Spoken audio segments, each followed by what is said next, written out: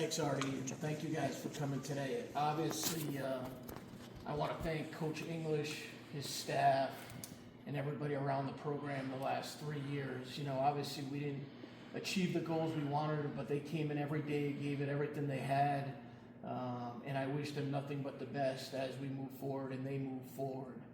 I also want to thank our fans. You know, we have incredible fans, from our students to our staff, our season ticket holders, the city, the state.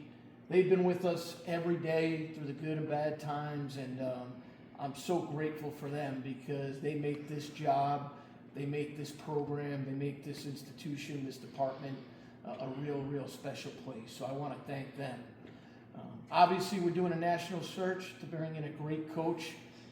We as an institution, Father Sicard and I together, along with an advisory group, are looking for a coach to come in who can galvanize this community, who's a great coach, who's a CEO, who can build a program, someone who realistically, over the last 3 years in this new landscape, has successfully built a program and been successful with their program. This new landscape, you know, when I took this job 5 years ago, we had no idea where revenue share NIL would go. Obviously, everyone is learning in this landscape. Even when I hired Coach English, we did not know what was ahead of us. And I think as you've seen over the last 3 years, the landscape is changing dramatically with the significant influx of what you need to support your program, what it costs to put a roster together, what it takes to identify talent, what it takes to retain talent. This last 3 years, the whole landscape of college basketball has completely changed. And we need to make sure that the next coach at Providence College is able to do this at the highest level. Small, local type people. This is an advisory group of the Providence College people with basketball people who are part of helping us make this significant This decision. isn't a professional type, some group from Los Angeles doing it. Correct. Okay. Steve, does that mean that it would be a sitting head coach? Because someone, you said, would have had, Yes. had done it in the last 3 years? Yes, that is correct. And anyone who's not in the NCAA tournament? Yeah, we're looking at, the list is long, Kev. There's a lot of great people out there that we're looking at. We have to get the right coach for Providence College. So we're looking at every single point that I talked about. We're talking to people, their coaching, the analytics. Kev, when you look at where this industry is going, from general managers to analytics, of how you evaluate the players you're bringing in, how they adapt to the team concept in this era where you're paying players, you have to be able to maximize not only what you're spending, but to make sure that they want to win. Mm-hmm. That's the biggest thing. And are you willing to wait for someone who's coaching now? Correct. Yep. Yeah, we want to get the best person who's going to take us back to winning Big East championships in the NCAA tournament. How important is timing, Steve? I mean, you know, you talk about the landscape of college basketball, you know, the kids you want to keep, the new kids you want to bring in. How important is getting this done quickly? Well, I think it's getting the right coach, Frank, obviously, is in the new landscape. The transfer portal opens the day after the Final Four.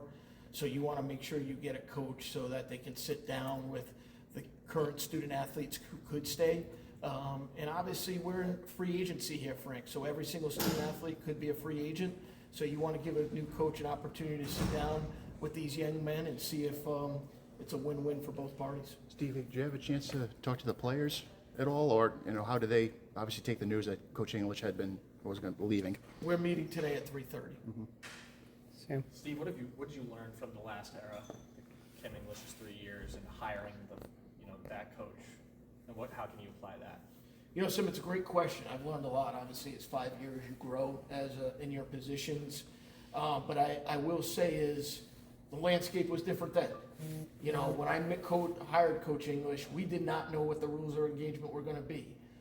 If you look at, you know, we've had great success. He did an incredible job of recruiting high school students. I think like you've seen it across the country, the transfer portal has been a challenge for many programs. And that includes great coaches, Sam. I mean, you look at a lot of coaches who've had incredible success. The last 3 years has been a challenge. So that's why it's so important to look at it in this new landscape. When you're evaluating talent, putting a price on that talent, and getting to play as a team. It's really, really important in this hire. Steve, can you talk about the difference for you personally this time? Last time, you could do all your prep work, but you still had to wait for Coach Cooley to make a decision. By the time he did, the portal was already open. You kind of had to move quickly. The benefits to this time where you have time to do a better evaluation. Well, I think, yeah, you grow in both, you're talking about, but I think at the same point, you're still always trying to get the best coach for Providence College. I will say to this end that Coach English was a great hire at the time. I felt it. As I said, I wish him nothing but the best. We didn't achieve the goals that we wanted. But this point, it's the same thing, is as Sam just asked, Brian, is the rules of engagement have changed. Right. So I have to look at how do you evaluate a coach who can be successful in this landscape. Will bringing in a general manager be part of the process too? Or? I think it's critical that a staff really values analytics and a general manager so that they can understand, because recruiting in this portal doesn't just start now. Right. You're looking, it's almost a full year job as this landscape has changed. I'm not saying that's right or wrong. I'm just saying that's the reality of the business. How much has patience changed in the last 3 years? And I say this because there's a lot more money on the table than there was 3 years ago. And that kind of creates the dynamic of frustration among fans. Well, I think you hit it right on the head, Brendan, that no one has patience. Everybody wants a win tomorrow. We're in an era where it's, if you don't get a result or get an answer within 2 seconds on social media or at the local market, you get upset. And I think the days of building rosters, which we all loved, are gone. Every single year you could have a brand new team. And that's just the reality of the landscape. That's what this new house settlement has brought on. Every single year, every student athlete can go into the portal to reestablish their value, and you have to be prepared for that. That's why it is something like I cherish Corey Floyd, who stayed 4 years to get his degree. How many more of those kids are going to be part of this landscape? I think I read, 22 kids across the country graduated from their institutions. That's really sad, but I can't focus on that, unfortunately. As athletic director, I have to hire a person who's going to put us in the best position.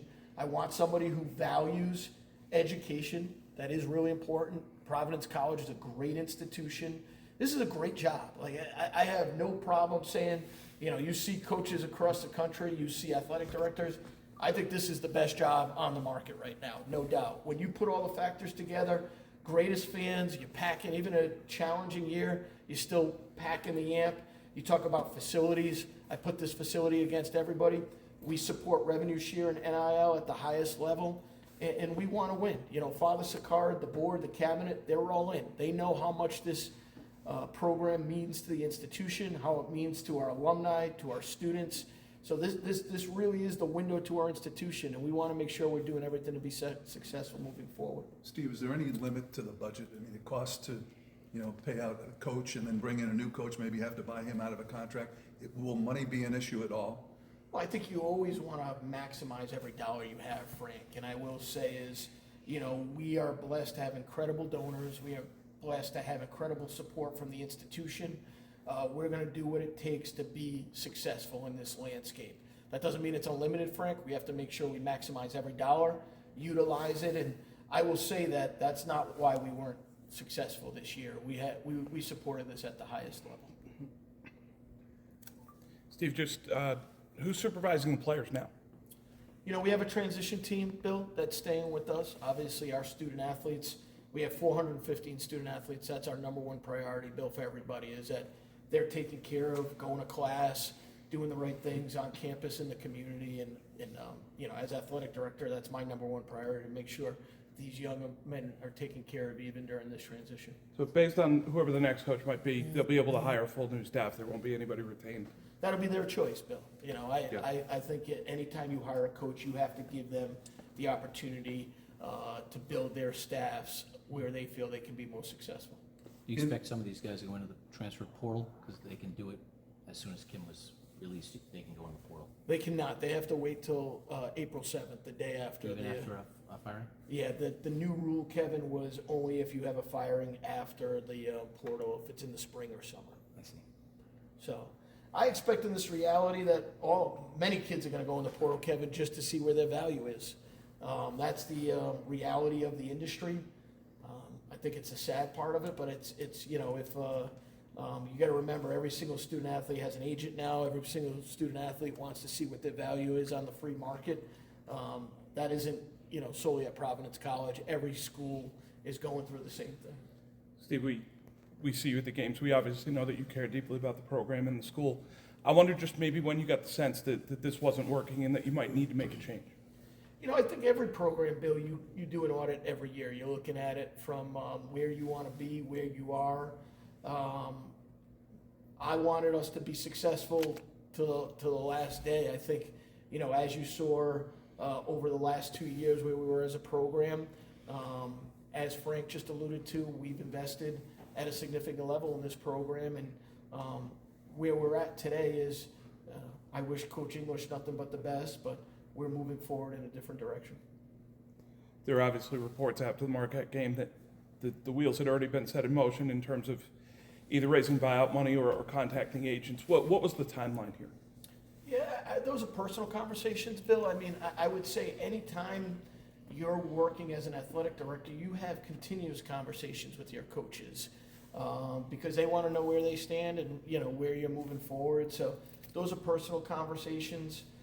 Obviously, I want to reiterate is I'm grateful to Coach English and his staff. They worked tirelessly for this program and this institution, and I wish them nothing but the best moving forward. For you, Steve, how much, you know, going through this process, again, you know, you could have a better understanding what questions to ask to prospective candidates? Yeah, Brendan, it is, but it is completely different than 5 years. I will tell you that is a lot of the questions that you're talking about is, you know, as Sam alluded to, the revenue share NIL world is such a major focus on how a coach is going to attack it. Because if you don't have a game plan, Kevin alluded it, if you don't have somebody who's leading that whole group from GM analytics, you're going to struggle in this new landscape. I think the things that are key is you need a great coach.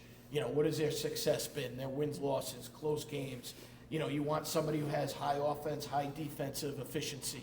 Those are all questions you ask. How do they build a program? What's it mean to be part of the community, to galvanize all your alumni, raise money, to really be the face of the program and the institution?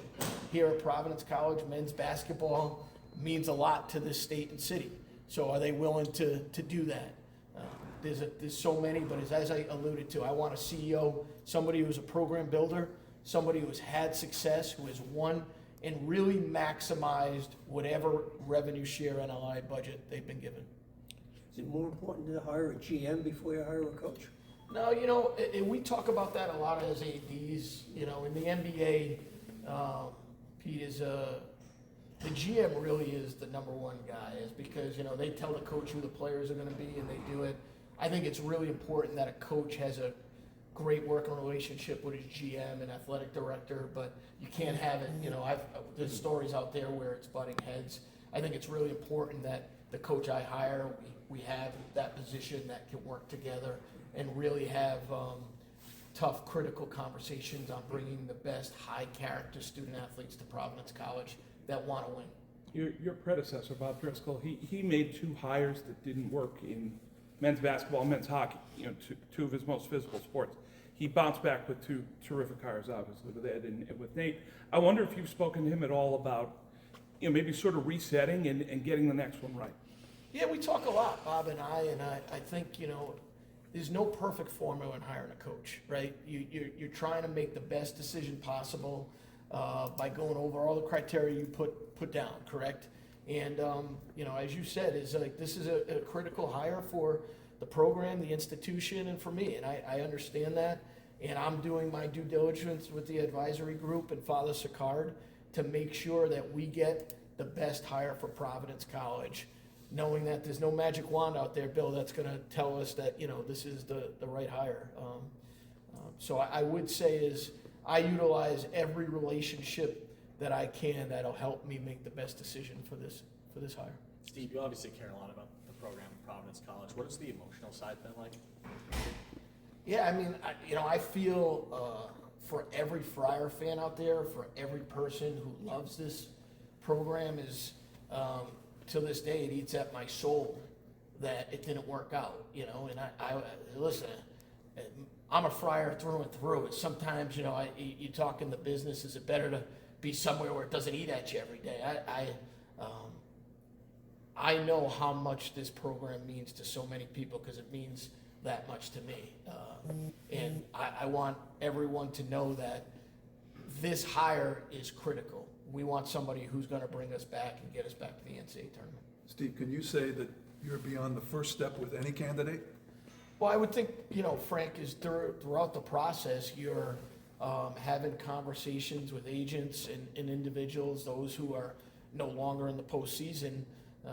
You're doing your due diligence on many different candidates to make sure that when you pick the right hire, you feel like you've done everything you can to get to know the candidate who's going to be the next coach at Providence College. So are you beyond the first step with anybody? There's a lot of steps, Frank, so I don't know which step you're talking about, but there's a lot of steps in this process. Steve, is anyone from Coach English's staff still around to help during this transition period with the players, or are they all Yes. gone? Yep. We have some coaches staying to help us through the transition. Steve, one other question. You know, you and I have talked before about your passion, you know, as everyone said, your passion for PC and what makes it unique. How do you express that to get the candidates to understand the difference between Providence College and, say, a football school or a major school that, you know, basketball is another sport? Well, like I said, this is a great job, first of all, Brian. And, you know, the coaches that have reached out, the agents that have reached out, it has great appeal to many people out there. And I think at the end of the day, you know, people talk in the circles of how we support the program. They see on TV the passion that so many fans bring to the AMP, and they want to be part of it. I think, you know, my job as athletic director, I'm accountable, and I feel that. And I have to make sure we hire the right coach, but I want a coach to know that they're going to be supported. I want a coach to know that I'm going to be their teammate. But at the end of the day, I want somebody who's going to take accountability and want to build a successful program, doing it the right way, and how to do it in this new landscape. Steve, too, from me, you guys aren't going to go play in the Crown, are you? We are not. Is Maui still on the table for next year? Currently, you know, obviously, as a new coach comes in, they'll evaluate everything that we have moving forward. Thank you, Thanks, guys. guys. Thank you.